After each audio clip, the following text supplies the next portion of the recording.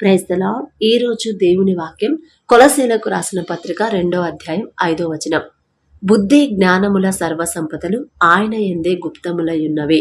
ఇప్పుడు మనం మన కుటుంబాన్ని నడిపించాలన్నా, ఒక మంచి జాబ్ సంపాదించాలన్నా, మంచి మార్కులు మనం సంపాదించాలన్నా, ఎగ్జామ్లో మంచి గవర్నమెంట్ జాబ్ సంపాదించాలన్నా, ఒక పెద్ద కంపెనీని నడిపించాలన్నా, ఒక వ్యాపారాన్ని మంచిగా డెవలప్ చేయాలన్నా, ప్రాఫిట్స్లో నడిపించాలన్నా, ప్రతి విషయంలో కూడా మనకి జ్ఞానం అనేది కావాలి కదా. ఎంత జ్ఞానం ఉంటే, ఎంత తెలివి ఉంటే అంత మెప్పు పొందుతారని చాలా మంది అంటూ ఉంటారు, అనుకుంటా ఉంటాము. కానీ మనకు ఎంత జ్ఞానం ఉన్నది అనేది ఇంపార్టెంట్ కాదు. ఆ జ్ఞానం అనేది మనకి ఏ విషయంలో, ఏ సమయంలో మనకి ఎలా ఉపయోగపడుతుంది అనేదే మనకు కావాలి కదా. అయితే ప్రతి ఒక్కరు కూడా తెలివిగా ఆలోచించు, తెలివైన నిర్ణయం తీసుకో, తెలివిగా నువ్వు ముందుకెళ్ళు అని మనకు సలహాలు ఇస్తూ ఉంటారు. అయితే దేవుణ్ణి ఎరగని ప్రజలకైతే ఆ జ్ఞానం కోసం ఎక్కడెక్కడో తిరుగుతారు, ఎవరెవరినో కలుస్తారు, ఏవేవో బుక్స్ చదువుతారు. పలానా బుక్ చదివితే భలే తెలివి, అసలు భలే షార్ప్గా ఉండిద్ది. పలానా గేమ్ ఆడండి, అసలు మైండ్ ఎంత షార్ప్ అయిందంటే చాలా షార్ప్గా ఉంటారు అనే సలహాలు ఇస్తూ ఉంటారు కదా. మనం చదువుకునేటప్పుడు స్కూల్లో కూడా, అరే ఎగ్జామ్స్ వస్తున్నాయి కదా, ఇదిగో ఈ బుక్కే కాకుండా పలానా బుక్ ఉండిద్ది, పలానా షాప్లో దొరికిద్ది, ఆ బుక్ ఎంత కష్టమైనా, ఎంత కాస్ట్, ఎంత ప్రైస్ అయినా సరే నువ్వు కొనుక్కుని అది కూడా చదువు, మంచి జ్ఞానం, నీకు జ్ఞానం పొందుకుంటావు, మంచి ఉద్యోగం కూడా వచ్చింది అని సలహాలు ఇస్తూ ఉంటారు చాలామంది. అయితే లోకస్తులు అయితే వాళ్ళకు జ్ఞానం కోసం ఏదేందో చేస్తారు, ఏవేవో చేస్తారు, ఎక్కడెక్కడో కోచింగ్లు, ఎక్కడెక్కడో ట్రైనింగ్లు అని ఏవేవో చేస్తారు. కానీ మనకు అవసరం లేదంట, మనం అంత ఆలోచించాల్సిన అవసరం లేదంట. ఇక్కడ పౌలు గారు చెప్తున్నారు, బుద్ధి జ్ఞానముల సర్వ సంపదలు ఆయన యందే గుప్తములై ఉన్నవి. జ్ఞానం కావాలంటే మనం ఏవేవో బుక్స్ చదువుకోనక్కర్లేదు. మనం మంచి సంపాదన మనకు రావాలంటే నేను ఎక్కడ ట్రైనింగ్ తీసుకోవాలి, ఆ కంపెనీలో ఉద్యోగం వస్తే నాకు ఖచ్చితంగా నాకు మంచి శాలరీ వస్తుంది, మంచి పేరు వస్తుంది అని మనం ఎక్కడెక్కడో ఆలోచించాల్సిన, ఎక్కడెక్కడికో వెళ్ళాల్సిన పని లేదంట.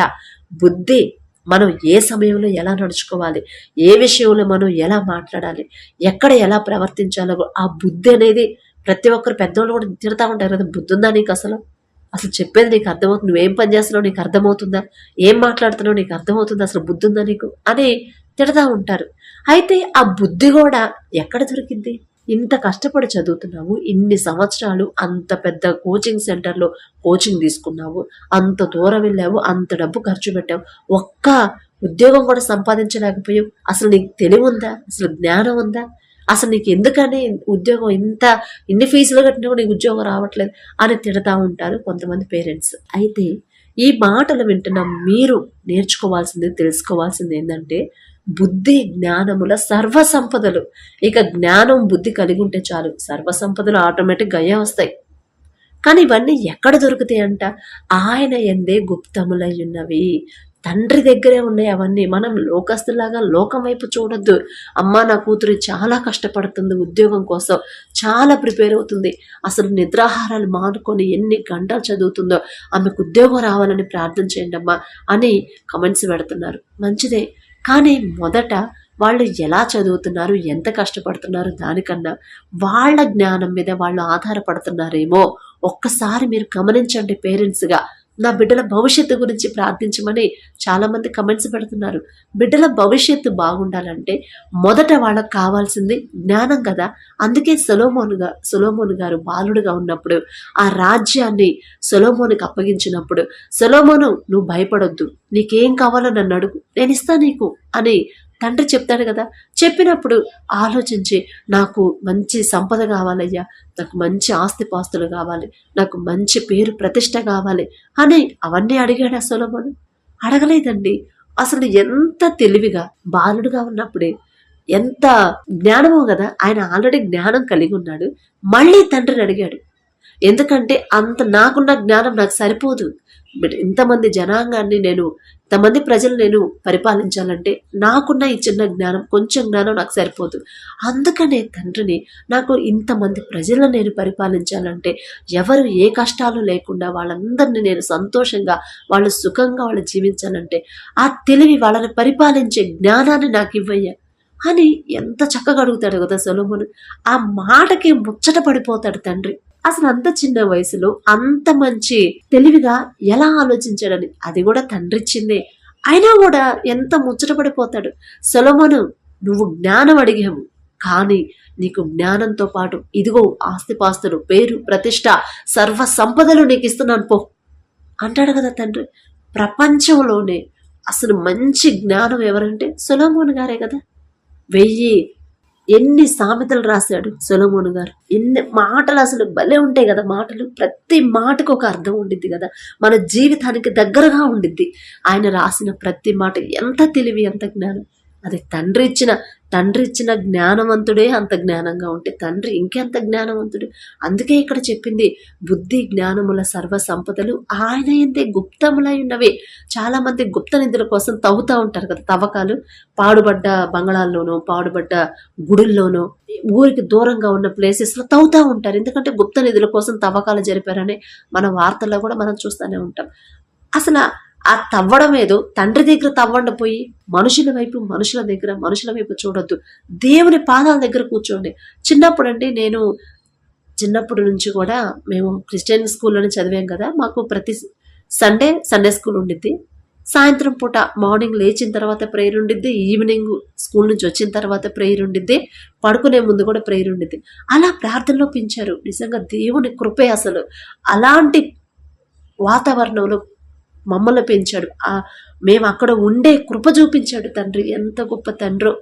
అయితే చిన్నప్పటి నుంచే మాకు చెప్పేవాళ్ళు స్కూల్లో, జ్ఞానం అడగండి, మీకు జ్ఞానం అడగండి, తండ్రినే జ్ఞానం అడగండి అని మాకు అదే చెప్పేవాళ్ళు. మాకు తెలిసేది కాదు జ్ఞానం అంటే ఏంది, అసలు అంత జ్ఞానం అవసరమా అనిపించేది. పిల్లలం కదా, తెలియదు కదా. అయితే తెలియకుండానే చిన్నపిల్లలుగా ఉన్నప్పటి నుంచే నేనైతే ఒకటే ప్రార్థన చేసుకునేది. నేనైతే గొప్పదాన్నని కాదండి, తండ్రి ఇచ్చిన ఆలోచన ఒకటే ప్రార్థన చేసుకునేదాన్ని. అంటే ఏం అడగాలి, ఎలా అడగాలి, ఎంత జ్ఞానం అడగాలో తెలియదు కదా. అందుకని సొలొమోన్ రాజు గారికి ఇచ్చిన జ్ఞానంలో ఆవగించంత జ్ఞానం అయ్యా నాకు ఇవ్వయ్యా, ఆవగించంత జ్ఞానం చాలు నాకు అని ఇదే ప్రార్థన చేసేదాన్ని. ఆవగించంత జ్ఞానం అంటే ఎంత జ్ఞానం ఉండేది. కానీ అడిగుడి మీకు ఇయ్యబడును అన్నాడు కదా తండ్రి. ఇచ్చాడు తండ్రి. ఆవగించంత జ్ఞానం వస్తేనే క్లాస్ ఫస్ట్ వచ్చేదాన్ని. ఆవగించంత జ్ఞానానికే ప్రతి విషయంలో కూడా తెలివిగా ఎలా ఆలోచించాలో ఆ జ్ఞానం ఇచ్చాడు తండ్రి. ఆవగించంత జ్ఞానం ఇస్తేనే 30 మంది ఇంటర్వ్యూకి వచ్చారు. 30 మందిలో నన్ను తండ్రి ముందుకు నడిపించాడు. ఆవగించంత జ్ఞానమే.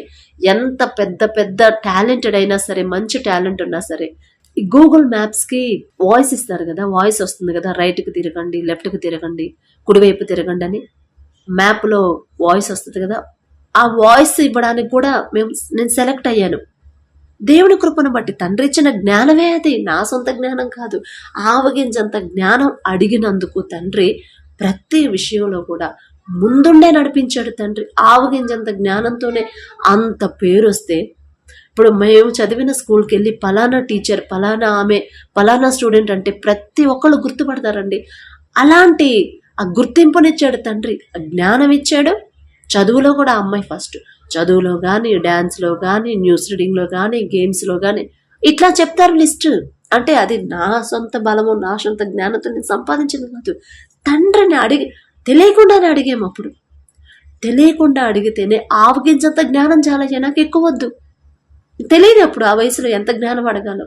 సొలొమోన్ రాజు గారికి ఇచ్చిన జ్ఞానంలో ఆవగించంత జ్ఞానం ఇవ్వయ్యా నాకు అని అడిగేదాన్ని. ఇప్పుడు గుర్తు చేసుకుంటే అసలు అంత కొంచెం జ్ఞానానికి నాకు ఇంత మంచి కృపనిచ్చాడు తండ్రి. ఇంత తెలుసుకునే, ఇప్పుడు ప్రపంచంలో ఏం జరుగుతుందో తెలుసుకునే తెలివిచ్చాడు తండ్రి. ఎలా ముందుకెళ్లాలో తెలివిచ్చాడా, ఇప్పుడు ఎలా మాట్లాడాలో తండ్రి ఇచ్చిన జ్ఞానమే కదా అనిపిస్తే, మీరు మీ బిడ్డలోని ఇలాగే ప్రార్థించమని అడగండి. ఆవగించంత జ్ఞానంతోనే నేను 30 మంది ఇంటర్వ్యూకి వచ్చారు మేడం, ఎవ్వరు సెలెక్ట్ కాదు, మీరే సెలెక్ట్ అయ్యారని చెప్పారు. ఆ జ్ఞానం నాది కాదు, నా తండ్రిది. ఆవగించంత జ్ఞానంతోనే పెద్దవాళ్లతో ఎలా మాట్లాడాలి, ఎవరితో ఎలా నడుచుకోవాలి, ఏ విషయంలో ఎలా ప్రవర్తించాలి, ఎలా ఆలోచించాలి, అది కూడా గ్రహింపు, ఆ జ్ఞానం తండ్రి ఇచ్చాడు. ఆవగించంత జ్ఞానానికి అన్ని తెలిస్తే, ఇక సమృద్ధిగా జ్ఞానం పొందుకుంటే, ఇక సొలొమోన్ రాజు గారి లాగా ప్రపంచంలోనే మనం జ్ఞానవంతులు అవుతాం. అంత జ్ఞానం వద్దులండి. మీ బిడ్డల్ని, ఎందుకంటే మీరు చాలా మంది బిడ్డల భవిష్యత్తు గురించి ప్రార్థించమని అడుగుతున్నారు. ఇప్పుడు కుటుంబాన్ని పోషించుకోవాలన్నా, కుటుంబాన్ని నడిపించాలన్నా కూడా జ్ఞానమే మనకు కావాల్సింది. ఆ జ్ఞానం లోకంలో దొరకదు. మీరు ఎక్కడ ఎన్ని షాపులు తిరిగినా, ఎన్ని ప్లేసెస్ తిరిగినా, ఎన్ని బుక్స్ చదివినా, ఎంతమందిని కలిసినా కూడా, ఎంతమంది సలహాలు తీసుకున్నా కూడా జ్ఞానం, బుద్ధి అనేది ఎక్కడా దొరకదు. అవన్నీ తండ్రి దగ్గరే ఉన్నాయి. మీ బిడ్డల్ని, మీ పిల్లల్ని జ్ఞానం అడగమని చెప్పండి. ఏం వద్దండి, మంచి భవిష్యత్తు వద్దు, నేను అడగలేదు నాకు మంచి భవిష్యత్తు ఇవ్వయ్యా, నాకు నన్ను సెటిల్ చేయండి, లైఫ్లో నేను సెటిల్ అవ్వాలి, లైఫ్లో నేను అవ్వాలి, ఇదే అవ్వాలి, నేను అడగనివ్వలేదు తండ్రి. ఎందుకంటే అసలు నాకు ఏది అవసరమో అది ఆలోచించుకునే జ్ఞానం ఇచ్చాడు తండ్రి. నేను అడిగింది ఆవగించంత జ్ఞానమే నేను అడిగాను. తెలియదు చిన్నప్పుడు టీచర్లు చెప్పేవాళ్ళు, సొలొమోను జ్ఞానం అడిగాడు, జ్ఞానం పొందుకున్నాడు, అంత జ్ఞానవంతుడు సొలొమోన్ అని మేము సండే స్కూల్కి వెళ్తే టీచర్లు చెప్పేవాళ్ళు. ఓహో, అంత జ్ఞానం తండ్రి ఇచ్చాడంటే దేవుని దగ్గర జ్ఞానం ఉంది కాబట్టి ప్రతిరోజు సొలొమోన్ రాజు గారికి ఇచ్చిన జ్ఞానంలో ఆవగించంత జ్ఞానం ఇవ్వయ్యా. అదే మాట జ్ఞానం అన్నప్పుడల్లా ఇదే మాట గుర్తొచ్చేది నాకు. అంత ఆవగించంత జ్ఞానం ఇస్తేనే నేను ఇంత మంచి పొజిషనే. నాకు ఉద్యోగం రాదు లేదు అని నేను ఎప్పుడు ఫీల్ అవ్వలేదు. ఎందుకంటే ఎక్కడికి ఇంటర్వ్యూకి వెళ్ళినా ఖచ్చితంగా నేను సెలెక్ట్ అవుతాను, సెలెక్ట్ చేస్తాడు తండ్రి. ఆ జ్ఞానం తండ్రి నాకు ఇచ్చాడు.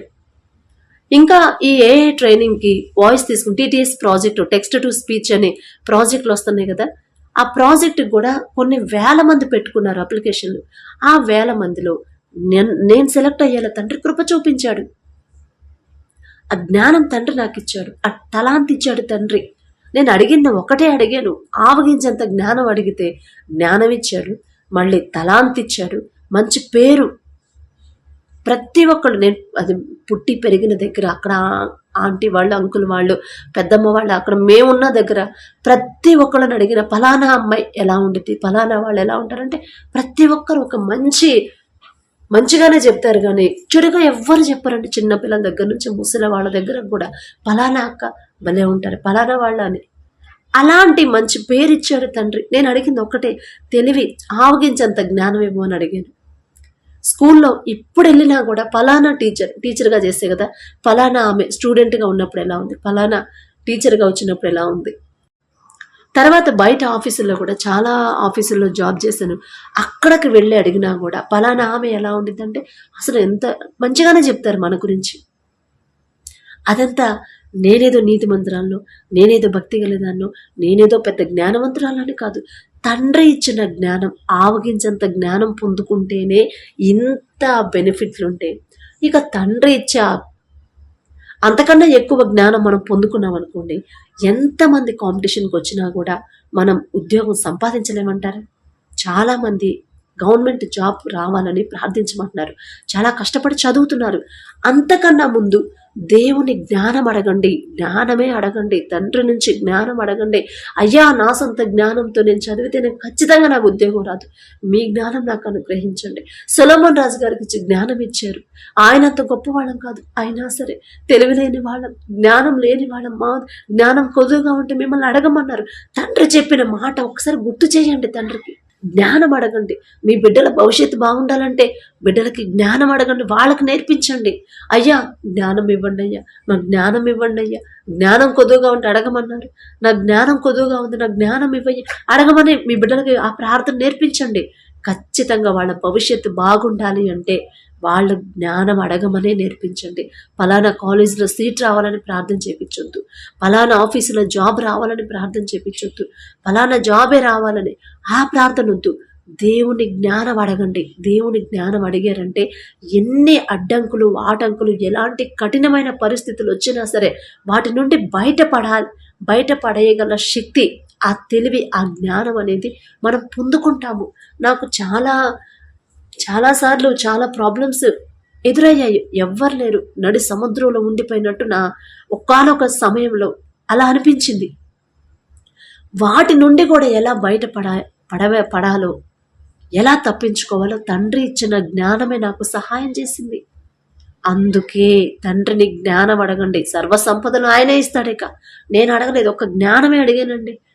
అది కూడా తండ్రి ఇచ్చిన ఆలోచనే. నిజంగా నాకు చెప్పలేదు. ఇప్పుడు మీకు ఇంత వివరంగా చెప్తున్నాను కదా, అంత వివరంగా నాకు ఎవరు చెప్పలేదు. మామూలుగా సండే స్కూల్లో అంటే అంతమంది పిల్లల్లో ఒక్కొక్కరికి స్పెషల్గా చెప్పలేరుగా. మీరు చదువుకుంటున్నారు, మీకు జ్ఞానం కావాలి, జ్ఞానం అడగండి, జ్ఞానం అడగండి అని మా టీచర్ అదే చెప్పేవాళ్ళు. మేము జ్ఞానం అడిగాం. కాకపోతే నేను అడిగింది ఏంటంటే, మరి మిగతా వాళ్ళు ఎలా ప్రార్థన చేసుకునే వాళ్ళు నాకైతే తెలియదు. కానీ నా పరంగా నేనైతే సొలొమోన్ రాజు గారికి ఇచ్చిన జ్ఞానంలో ఆవగింజంత జ్ఞానం ఏమయ్యా చాలు. అదే ప్రార్థన అదే ప్రార్థన అదే ప్రార్థన చేస్తే జ్ఞానం ఇచ్చింది గాక, మంచి పేరు ఇచ్చింది గాక, మంచి తలాంత్. మరి కొన్ని వేల మంది అప్లికేషన్ పెడితే మంచి మంచి వాయిస్ ఓవర్ ఆర్టిస్టులు అన్ని రాష్ట్రాల నుంచి పెట్టుకుంటే మన రాష్ట్రం, తెలుగు రాష్ట్రం నుంచి నేను సెలెక్ట్ అయ్యాను. ఇప్పుడు నేను ఇచ్చిన వాయిస్ అది కనుక పర్ఫెక్ట్గా వాళ్ళకి నచ్చిందంటే పెద్ద ప్రాజెక్టు ఆ సార్ వాళ్ళకు వచ్చిందన్నారు. మేడం మీరు కరెక్ట్గా చెయ్యండి, మీరు కరెక్ట్గా చేసి మనం అన్ని పర్ఫెక్ట్గా చక్కగా మన ప్రాజెక్ట్ వాళ్ళకి మంచి వాయిస్ వాళ్ళకి ఓకే అనిపిస్తేనే ఆ పెద్ద ప్రాజెక్ట్ మనకు వచ్చింది అని శాంపిల్ ప్రాజెక్ట్ ఇది. అసలు ఇదే వాళ్ళకి ఇంపార్టెంట్. ఆ పెద్ద ప్రాజెక్ట్ కన్నా ఇది ఇంపార్టెంట్. ఇది ఓకే అయిందంటే 12 ప్రాజెక్టులు వస్తాయంట వాళ్ళకి, 12 లాంగ్వేజెస్ వాళ్ళకే వస్తాయంట. సార్ వాళ్ళకి చెప్పారు, తండ్రి ఇచ్చిన తలాంత్ కదండి, నా సొంత తలాంత్, నా సొంత టాలెంట్ కాదుగా, తండ్రి ఇచ్చిన తలాంత్. దేవుని కృపను బట్టి ప్రేయర్ చేసుకునే ప్రాజెక్ట్ కంప్లీట్ చేశాను. ఆ పెద్ద ప్రాజెక్ట్ వచ్చింది. సార్ వాళ్ళకి చాలా హ్యాపీ అయ్యారు. మేము మాట్లాడుకున్న దానికన్నా ఎక్కువ అమౌంట్ ఇచ్చారు ఇంకా సంతోషంతో. మరి అన్ని 12 లాంగ్వేజెస్, అది ఇండియా పరంగా, బెంగళూరు వాళ్ళది, సార్ వాళ్ళది. వాళ్ళకు వచ్చింది ఆ ప్రాజెక్టు. ఎన్నో పెద్ద పెద్ద కంపెనీలు కాంపిటీషన్కి వచ్చి ఉంటాయి కదా. కానీ ఇక్కడ తండ్రి ఇచ్చిన తలాంతు వాళ్ళకి ఉపయోగపడింది, నన్ను ముందుకు తీసుకెళ్ళింది. అది ఇక్కడ చెప్పేది. నా గొప్పతనం కాదు, నాకున్న టాలెంట్ కానే కాదు. దేవుడి నుంచి జ్ఞానం అడిగితే జ్ఞానం ఇస్తాడు, బుద్ధిస్తాడు, సర్వ సంపదలు ఆటోమేటిక్గా అవే వస్తాయండి. అందుకే మీరైనా పెద్దవాళ్ళగా మీరైనా సరే, అయ్యా నా కుటుంబాన్ని నడిపించాలంటే నాకు జ్ఞానం లేదు, నాకు జ్ఞానాన్ని ఇవ్వండి. నా పిల్లల్ని నేను సరిగ్గా సరైన క్రమంలో పెంచడానికి నాకు అంత తెలివి లేదు, ఆ తెలివి నాకు ఇవ్వండి. నా బిడ్డలను నేను ఎలా పోషించాలి, నా కుటుంబాన్ని పోషించాలంటే ఆ పని ఎలా చేయాలో నాకు జ్ఞానం లేదు, జ్ఞానం ఇవ్వండి అని మీరు ప్రార్థన చేసుకోండి. మీ పిల్లలు చదువుకునే పిల్లలైతే, జాబుల కోసం ట్రై చేసే వాళ్ళైతే, కాంపిటేటివ్ ఎగ్జామ్స్ ప్రిపేర్ అయ్యే వాళ్ళు, ఈ మాటలు వింటున్న మీరు ఒక్కటే అడగండి. నేను అడిగాను తండ్రి, నేను పొందుకున్నాను. నేను ఒక్కటే అడిగాను. సొలొమోన్ రాజు గారు ఇచ్చిన జ్ఞానంలో ఆవగించంత జ్ఞానం అని నేను అడిగితే నా తండ్రి ఆ ఆవగించంత జ్ఞానంతో పాటు తలాంత్ ఇచ్చాడు, మంచి పేరు ప్రతిష్ట ఇచ్చాడు. ప్రతి చోట ఎక్కడ పనిచేసినా కూడా వాళ్ళు గుర్తు పెట్టుకునేంత పేరిచ్చాడు తండ్రి. అంత గొప్ప తండ్రి మనకున్నాడు. ఆ జ్ఞానము, బుద్ధి, జ్ఞాన సర్వ సంపదలు తండ్రి దగ్గరే ఉన్నాయి. మీరు 3 గంటలకు లేచి జ్ఞానం మాత్రమే అడగండి. ఖచ్చితంగా మీ ఆర్థిక పరిస్థితి మారిపోయింది. ఖచ్చితంగా మీకు ఏ విషయంలో ఎలాంటి నిర్ణయం తీసుకోవాలి, నేను ఏ నిర్ణయం తీసుకోవాలో నాకు అర్థం కావట్లేదని చాలామంది తికమక పడతా ఉంటారు. మరి ఇలాంటి పరిస్థితులు ఎదురవుతున్నాయి, నేను ఏ సలహా తీసుకోవాలి, ఎలా నిర్ణయించుకోవాలి, ఎలాంటి నిర్ణయం తీసుకోవాలో నాకు అర్థం కావట్లేదు అంటారు. అది కూడా తండ్రి జ్ఞానం అడగండి తండ్రిని. ఆ జ్ఞానం, తండ్రి జ్ఞానం మనకుంటే ఖచ్చితంగా ఏ పరిస్థితుల్లో ఎలాంటి నిర్ణయం తీసుకోవాలో మనకి సహాయం చేస్తాడు తండ్రి. కాబట్టి ఈ మాటలు వింటున్న మీరు జాగ్రత్తగా ఆలోచించే అసలు ఏది మనకు అవసరమో అది అడగండి. ఇంత చక్కగా తండ్రి మీకు నేర్పిస్తున్నాడు, చెప్తున్నాడు. చెప్పగలిగే తండ్రి ఆ మనసు నాకు ఇచ్చాడు. నాకు ఇంతగా చెప్పేవాళ్ళు ఎవరు లేరండి. నేను ఏది అడగాలి, ఏ విషయంలో ఏ సలహా తీసుకోవాలి, ఎలా నిర్ణయం తీసుకోవాలి, అసలు ఇప్పుడు నాకు ఏది అవసరం అని ఇంత ఇదిగా చెప్పేవాళ్ళు ఎవరు లేరు. కాబట్టి దేవుని కృపను బట్టి, దేవుని దృష్టిలో మీరున్నారు కాబట్టి మీరు సరైన నిర్ణయం తీసుకోవాలంటే ఆ జ్ఞానం అనేది తండ్రిని అడగండి చాలు. ప్రేయర్ చేసుకుందాం, కళ్ళు మూసుకోండి. కృపగల దేవా మీకే స్తోత్రం, రాజాది రాజా మీకు స్తోత్రం, దేవాతి దేవా మీకే స్తోత్రం నా తండ్రి. మరి వాక్యం ద్వారా మాతో మాట్లాడిన దేవా మీకే స్తోత్రం నా ప్రభా. మరి బిడ్డలు నా తండ్రి, వాళ్ళకి ఏ సమయంలో ఏది అవసరమో మీకు మాత్రమే తెలుసు నా తండ్రి. అమ్మా ఇదిగో ఈ సమయంలో మీకు జ్ఞానం కొదువుగా ఉంది, జ్ఞానం అవసరం. ఈలోక జ్ఞానం మీరు కలిగి ఉన్నారు, అది మీకు సహాయం చేయదు, అది మీకు ఎందుకు ఉపయోగపడదు. కానీ జ్ఞానం, బుద్ధి, జ్ఞాన సర్వ సంపదలు నా దగ్గర ఉన్నాయి. నన్ను మీరు జ్ఞానం అడగండి. సమస్యలు తీసేయమని అడుగుతున్నారు, ఉద్యోగం రావాలని, ఎగ్జామ్లో పాస్ చేయమని అడుగుతున్నారు. కానీ అసలు జ్ఞానం మీకు అవసరమని మీకు తెలియట్లేదు. ఇదిగో మీకు జ్ఞానం అవసరం కాబట్టి జ్ఞానమే అడగండి అని నా ప్రభు బిడ్డలతో మాట్లాడిన దేవా మీకే స్తోత్రం. ఈ మాటలు వింటున్న ప్రతి ఒక్కరి హృదయాన్ని మీరు తెరిచిన తండ్రి, హృదయ నా ప్రభ మరి గ్రహింపు బిడ్డలకు అనుగ్రహించి మీ జ్ఞానాన్ని బిడ్డలు అడిగేలా పొందుకునేలా కృప చూపించమని, అడిగే అర్హత పొందుకునే అర్హత లేని వాళ్ళం అయినా సరే యేసు నామములో అడుగుచున్నాము తండ్రి. ఆమేన్.